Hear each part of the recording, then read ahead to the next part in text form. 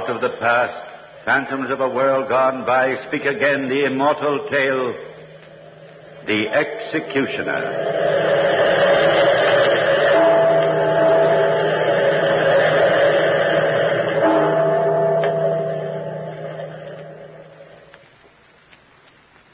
The monastery gardens are in fine condition, Brother Leo. You have done well with them. Thank you, Reverend Father Abbot. There's the Marquis de la Gagnette driving up. He's very devout. Comes here every day to our chapel. You needn't wait. I'll walk home. Ah, Marquis, old friend. Another lovely day, is it not? And then another night, Abbot. Another night of haunting dreams. Pax vobiscum, my son. Peace. How can I find peace? Ah, poor tormented soul. He built this monastery, didn't he?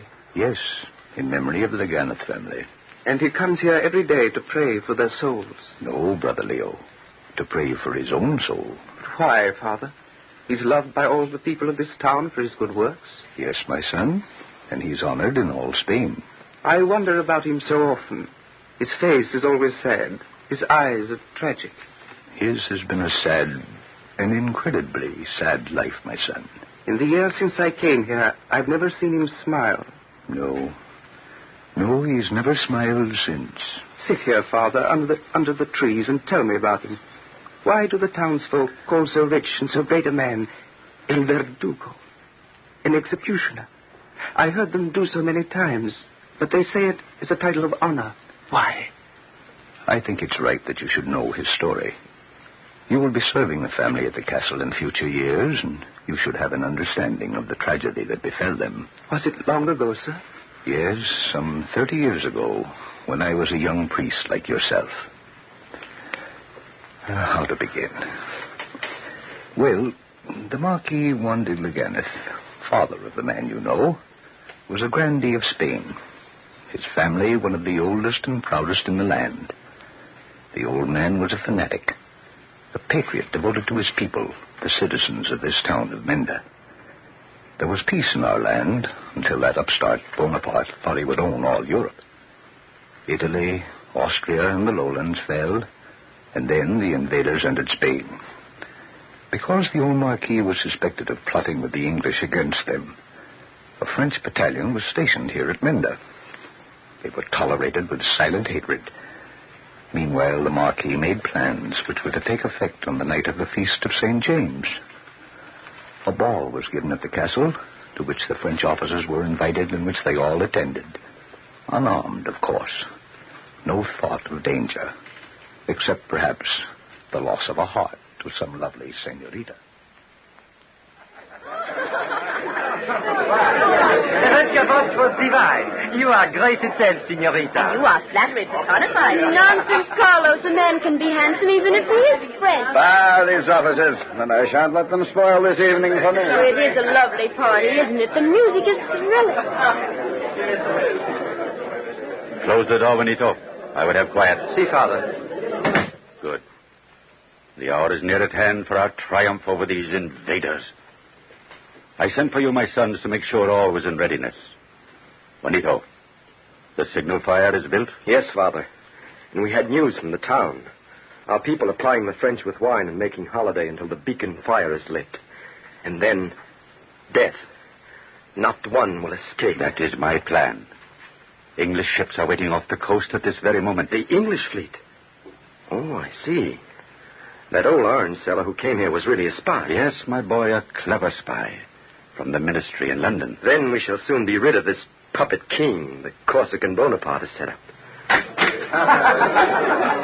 Why have you left our guests, Marquesa? Oh, Juan, you and our sons should join them, or they may suspect.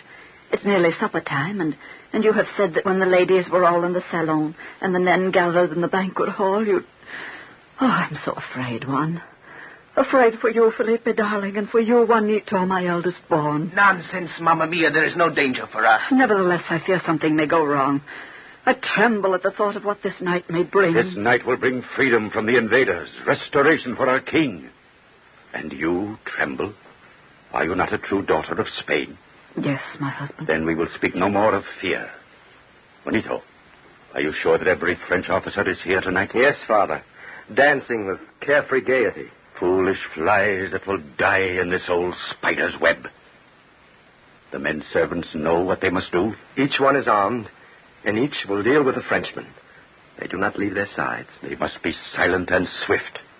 I hold you, Anito, responsible for the death of the commandant, Victor Marchand. Oh, poor lad. He has such charming manners. I've just seen him walk out on the terrace with our Clara. What insolence. Ever since he came to the town, my sister Clara has cast wistful eyes at him. She seems to admire his undoubted good looks. Small wonder if he's madly in love with her. Clara is so beautiful. What a pair they make dancing together. Enough such talk revolts me. My daughter and this riffraff officer of our enemy. Manito, fetch her to me at once. Yes, Father. Come, Marquesa. We will join our guests. Yes, Juan.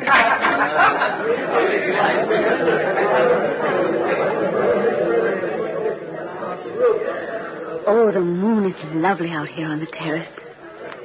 See how it shines on the sea way down there at the foot of the crags? Yes, and look way out there. Those white things, they look like sails. Oh, nonsense. They're seagulls. They nest in those cliffs. And I thought it might be my ship coming in. Isn't the air sweet? Mimosa and orange blossoms, Donna Clara. Yes, orange blossoms, Commandant, and cypress trees. The night is cool. It was hot down there today in the little town of yours. I was tired of military regulations and duties. Why, Victor Marchand, you were weary of serving your great Napoleon. Shame. I would die fighting for my emperor. But this business of being a policeman is hard. You all hate us French so. We Spaniards do not hate all Frenchmen. Oh, Clara, you are so beautiful. I do love you so. Is there any chance that you would marry me? In other days, in other circumstances, who knows? But there is no hope, Victor, here and now. You are my enemy. I am your adoring slave. But I am a fool to dream.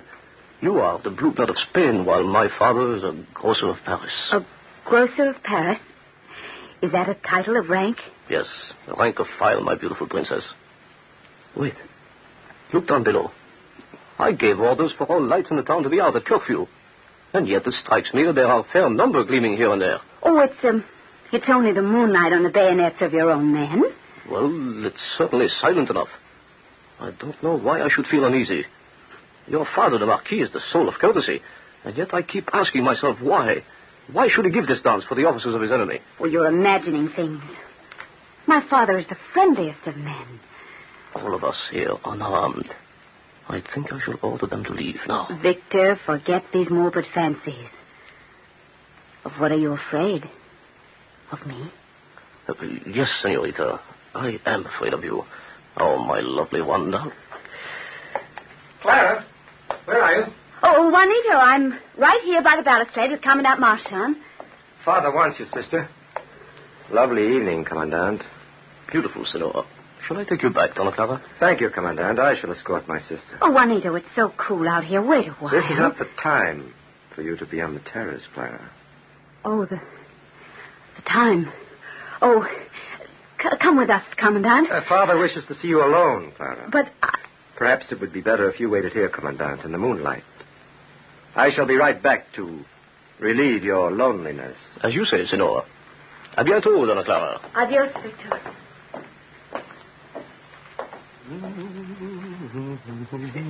Is that you, Commandant Victor? Yes, what is it? I'm lucky to find you, sir. Those beggars down there are creeping about like worms. I knew I saw those lights. So by your leave, I came up the cliff path to find you. Come, climb up here over the balustrade. Wait. So. Now, go on, man. Well, sir, you know that they have treated us like scum. But since sundown tonight, they're sticking to us like leeches, saying it's the feast of St. James and we ought all to be friends. Very strange. Suspicious, sir. I say to myself, there is something up. They mean us no good. Then on my way here, I see a pile of logs and kindling, sir, over that point yonder. Well? Then just now, as I hurried on quiet as I could, I saw a man come out of the castle with a torch and head straight for the bonfire. A bonfire? A signal? I thought so. Look over there on the ocean. There, in the moonlight. Wait. There are ships. The sails of ships. It must be the English fleet. He's lit the signal. Look, it's flaring up to the sky.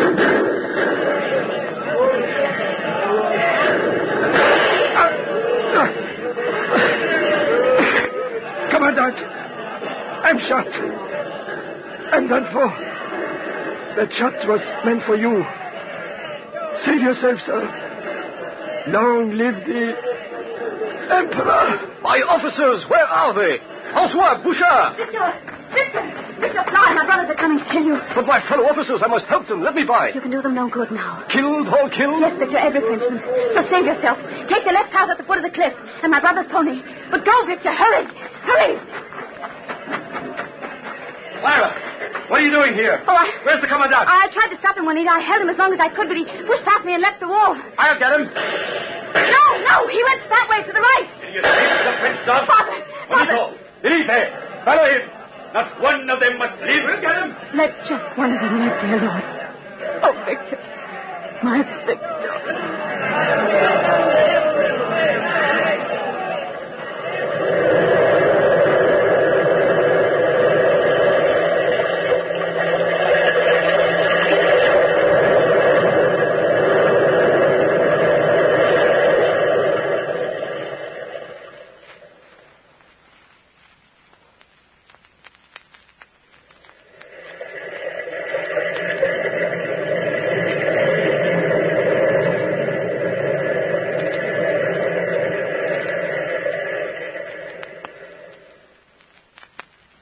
Yes, my son, Victor Marchand escaped, and as I found out afterwards, rode straight to the headquarters of the French general and told him the fate of his battalion.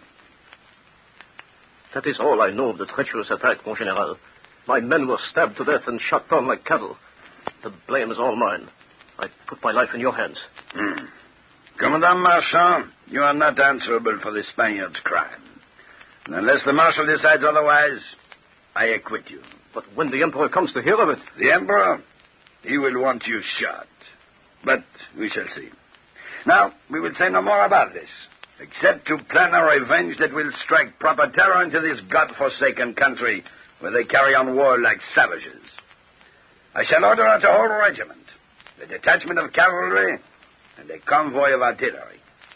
We shall tell our soldiers the fate of their comrades, and their rage will do the rest. Attention!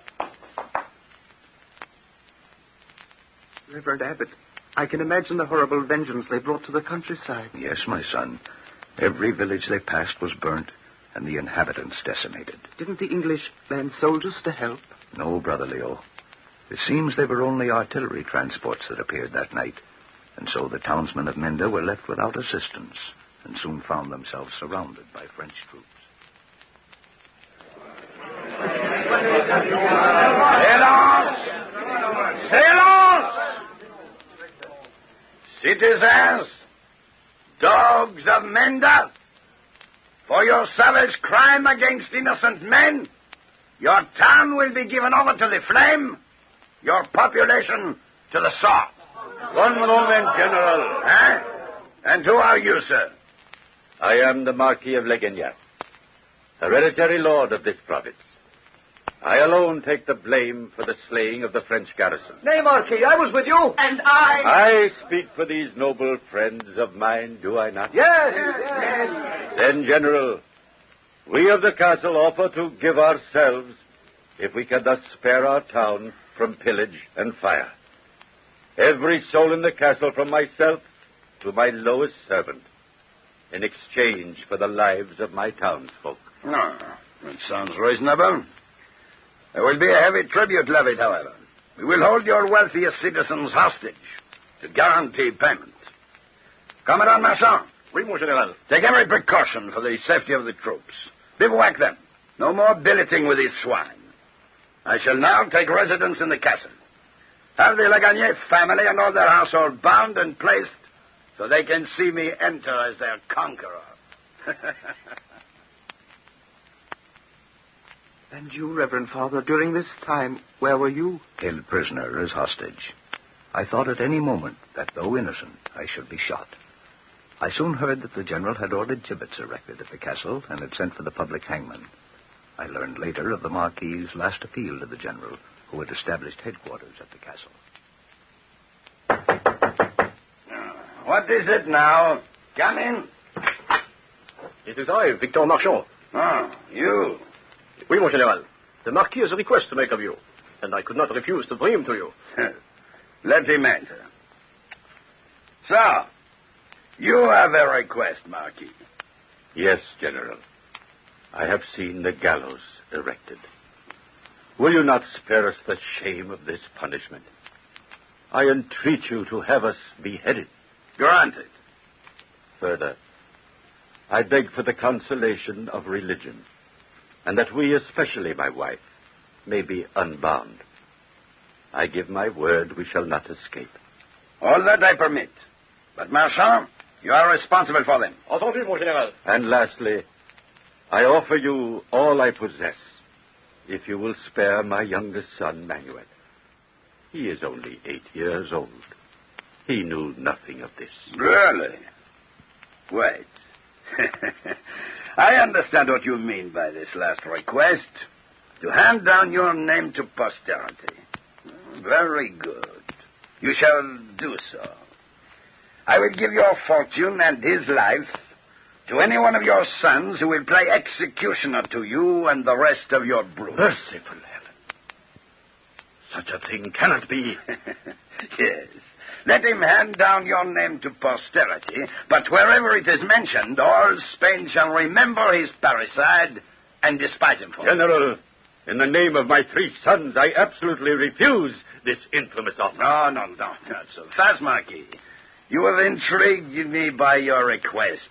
I am reconsidering my former kindness toward Menda. It rather pleases me to be the instrument, shall we say, whereby an old Spanish family is carried on. We French love titles. Our emperor has taught us their value. So, here is my final word, and you really should like it. Safety and well-being for Menda and its citizens, provided you agree to die. I have so agreed. Wait. Provided you agree to die by the hand of one of your own sons, who shall, by acting as executioner to his family, gain your title and estate. Not one of them will consent. No. Not even when they hear that unless one of them performs this friendly family service, all Menda shall be burned to the ground and every one of the citizens slaughtered. Oh, you are Satan incarnate. Oh, no. But I do think Satan is laughing at your predicament. Enough. We will talk no more about it. Your fortune and his life to any one of your brats who will do this executioner's office. Take him away, Marchand. Unbind the noble family, but guard them well. Now you will pardon me, Marquis. My dinner is ready. I was sent for and taken to the castle. There, under French guard, sat the Marquesa with her sons and her daughter tied in gilded chairs. The serving men stood with bound hands. Victor Marchand returned with the Marquis. They all looked up at him, but there was no fear in their eyes. All I could see was profound regret that their plan had failed so completely. Victor Marchand gave orders that they should be unbound, and he himself untied the cords that bound Clara's arms. Donna Clara, my darling, there was nothing I could do. But the General, Victor, what did he say? His verdict is too cold to speak aloud. Let me whisper it to you, and you can then help your father, for you will need your help. Now come with me. Juan, there is hope for us, isn't there? The priest is here, and they have taken the cords from our wrists. One of my brothers. Oh, Victor, no. No! Father. Oh, Father. Bid Juanito swear to obey the command you shall give him. And we shall be content. Clara, my Clara. Marquis, you submit to the General's ruling? I have no choice, Commandant. Then I shall dismiss the guard. Attention! You will take these servitors to their fate and await me on the terrace. We are alone now, my husband. What is this order you are to give to Juanito? What is the General's ruling?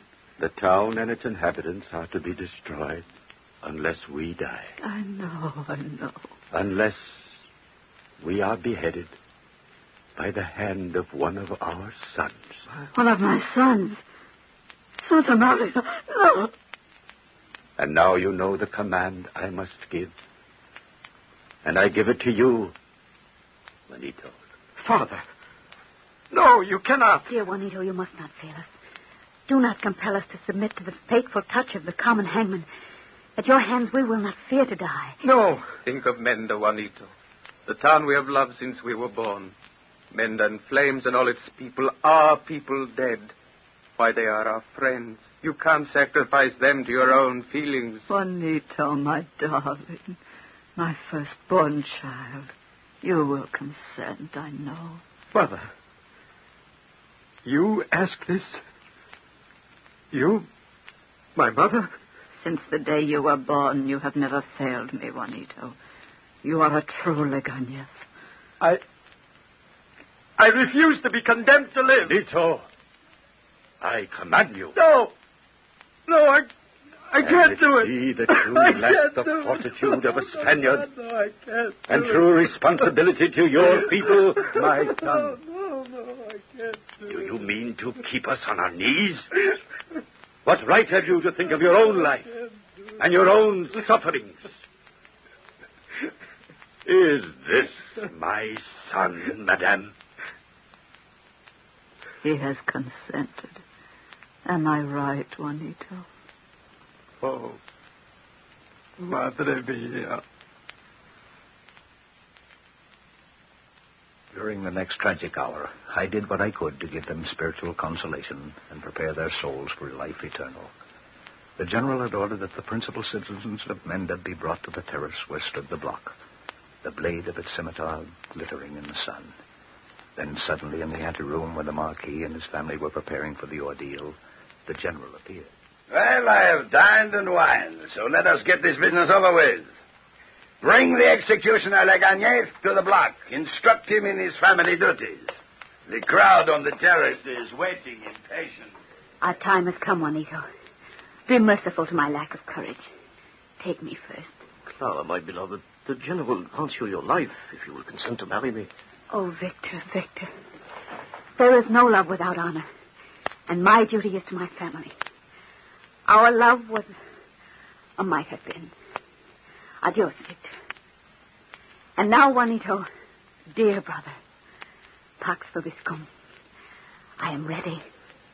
Dear sister, let Felipe go with you. Juanito, my brother, I have always loved you and honored you, but never more than now. Farewell. God keep you both.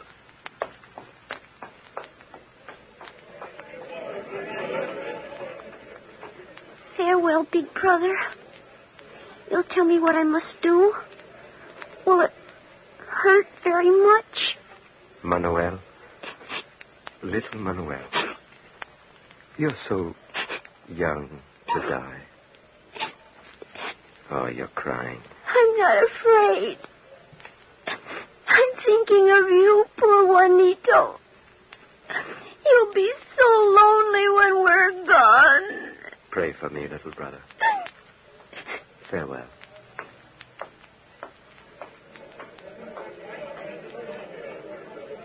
We shall meet, my dearly beloved son. Your mother is proud of you. Mother. My mother. Give me your hand, my son. You do great honor to our name. Let us walk together to our fate. Lean on Father Miguel, my son. He will give you courage from heaven. Here we are. Let me embrace you.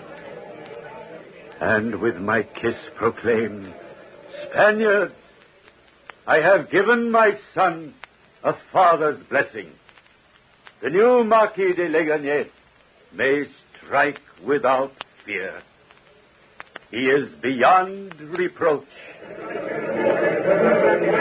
Dies irae, calamitatis et miserere, Deus maga, recem ternem, dona Deo menia, agna Dei, dictada mundi miserere. And so, my son, my daily prayers are for that heroic soul who for 30 long years has waited for the day when he may join the shades that never cease to haunt him.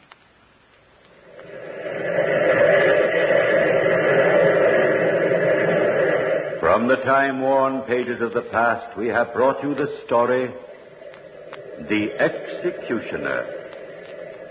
Bellkeeper, toll the bell.